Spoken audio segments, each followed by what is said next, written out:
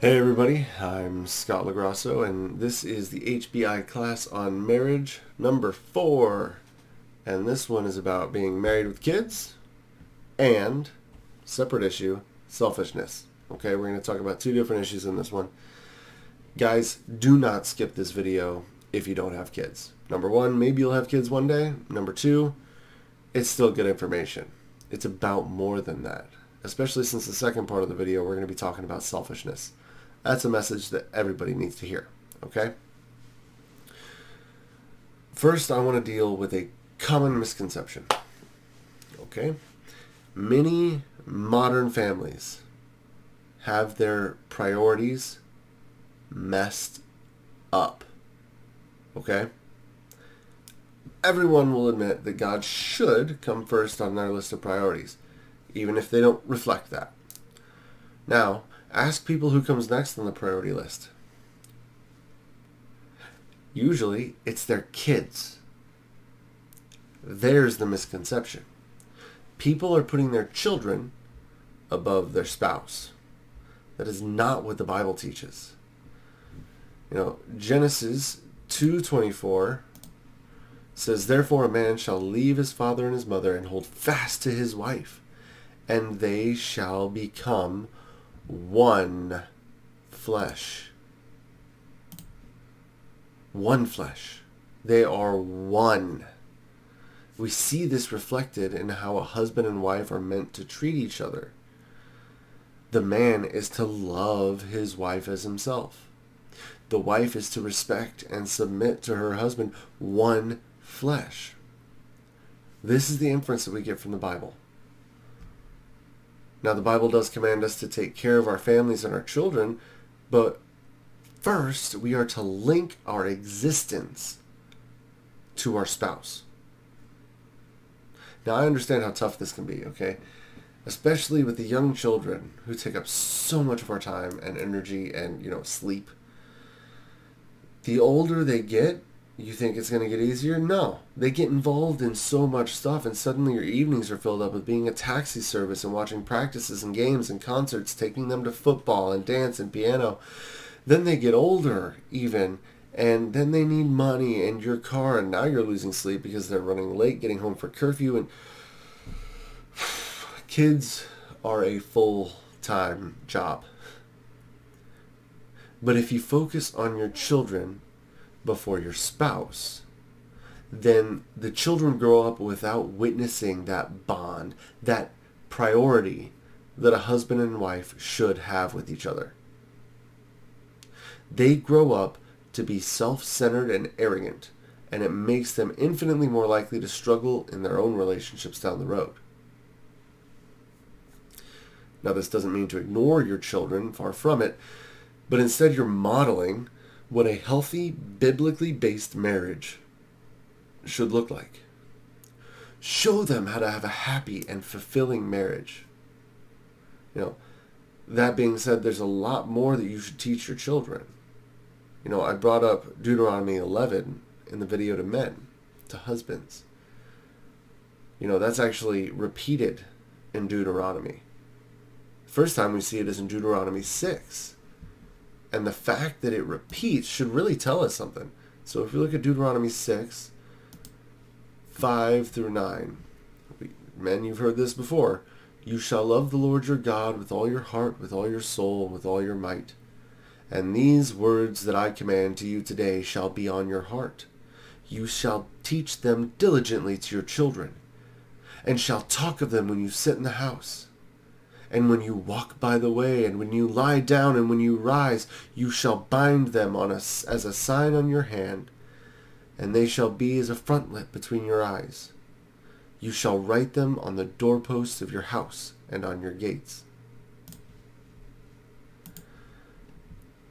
God should not be a stranger in your house. The Bible is a constant source of conversation in your house. It should be. Not necessarily in a preaching way, but in a loving way that helps direct and encourage your children to understand the love of God. And that means that we as parents should be reading the Bible every day so that we can teach our kids. We should be praying with our spouses so that they understand what that looks like. We should be reading the Bible and praying with our kids. We should be raising them with the morals and standards that the Bible sets out for us. Because if we don't, then society will take them over and warp their point of view. Proverbs 22:6 is pretty clear. Train up a child in the way he should go.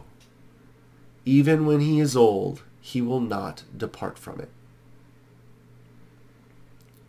Another throwback, looking at Titus 2, again we see the command for specifically women to teach those younger women how to love their husbands and children. Both the father and mother have significant teaching roles to their children. Don't neglect it. Don't just brush off all that responsibility on Sunday school. You should be teaching your children.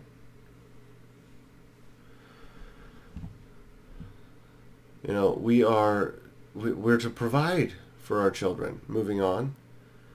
1 Timothy 5:8 says, if anyone does not provide for his relatives, and especially for members of his household, he has denied the faith and is worse than an unbeliever.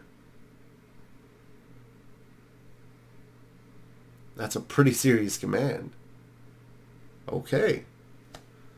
We cannot neglect our responsibility to provide food, shelter, clothing, and safety to our children, or we are worse than an unbeliever.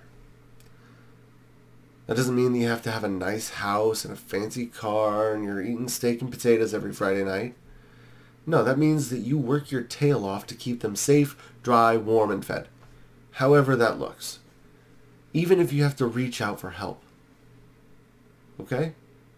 As a side note, I'm going to take this chance to say, if you are in a situation where you need help providing for your family, ask for help.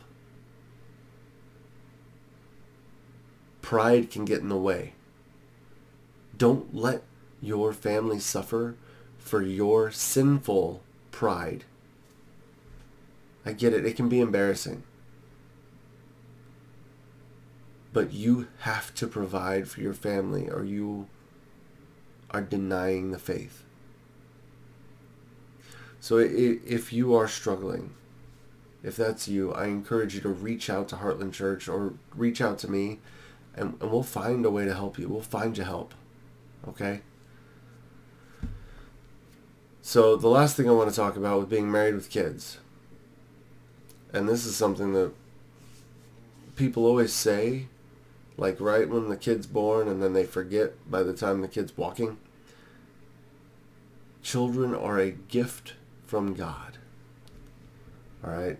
Psalm 127, 3-5 says, behold, children are a heritage from the Lord, the fruit of the womb, a reward. Like arrows in the hand of a warrior are the children of one's youth. Blessed is the man who fills his quiver with them. He shall not be put to shame when he speaks with his enemies at the gate. Children are a blessing.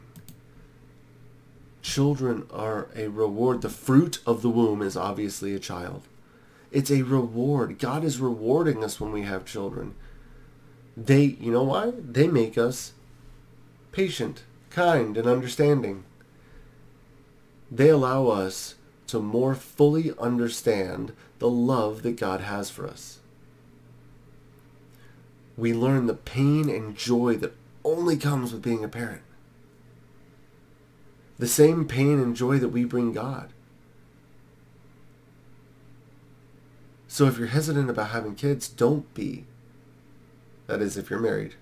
If you're not married, be very hesitant. If you're one of those people that refuses to have kids for whatever reason, I'm telling you right now, because society won't, and realistically churches won't, you're being selfish. Unless you plan on not getting married, Having kids is a blessing to you, your spouse, to the people around you, to God, and to the unborn kids. Most people, when it comes down to it, the reason they don't want to have kids is because realistically they just want to live life however they want without any kind of hindrance. You know what that's called?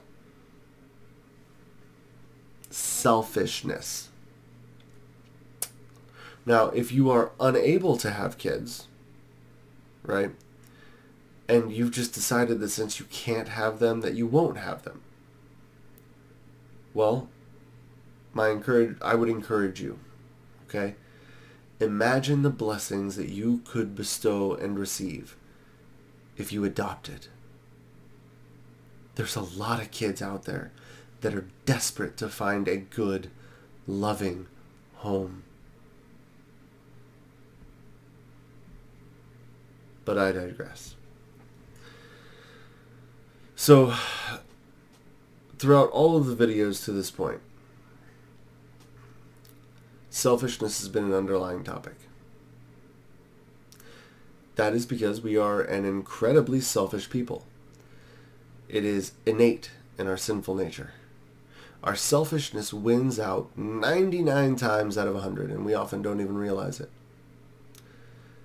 The Bible seems to have infinite warnings about selfishness, and that is because it is so pervasive to our nature. I'm not going to go off on a rant about selfishness. You guys know it's wrong.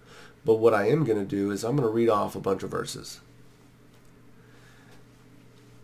And these verses pretty much speak for themselves. So we're going to start with 2 Timothy 3 through 5.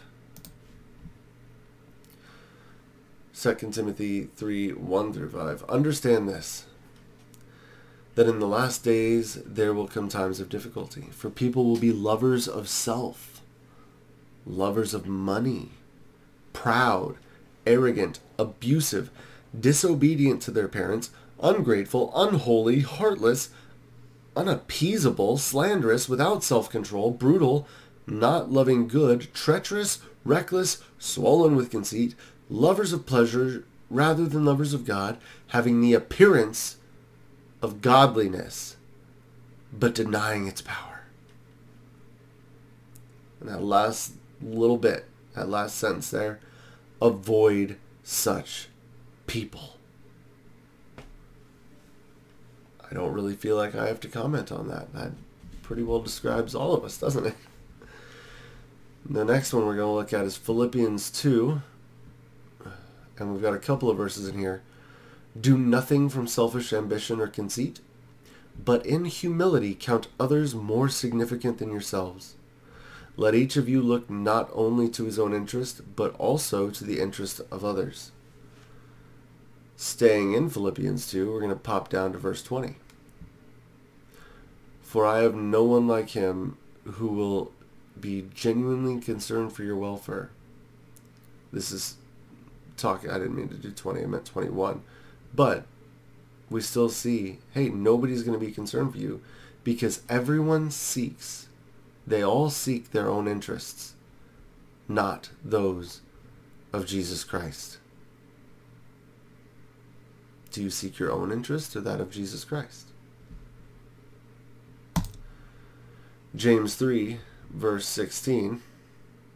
For where jealousy and selfish ambition exist, there will be disorder and every vile practice. The last one here, it's my favorite. Haggai 1, verse 9. You looked for much, and behold, it came to little.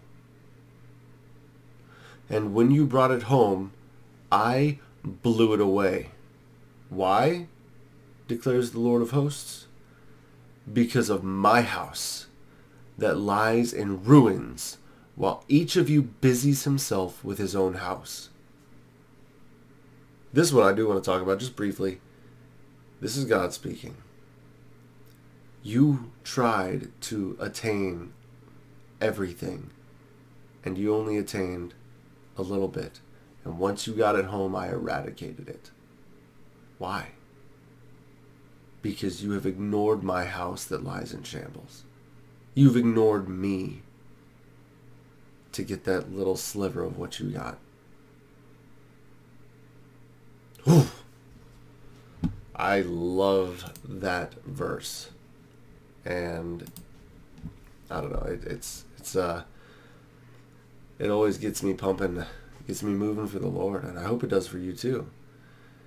You know, the core of most of our relationship issues, whether it's with our spouse or our children or our neighbors or our coworkers, the core of almost all of it is selfishness.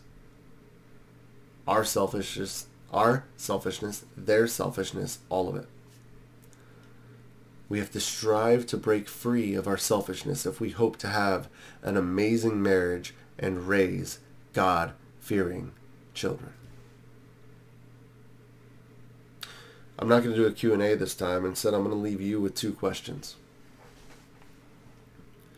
Number 1, have you prioritized your spouse properly?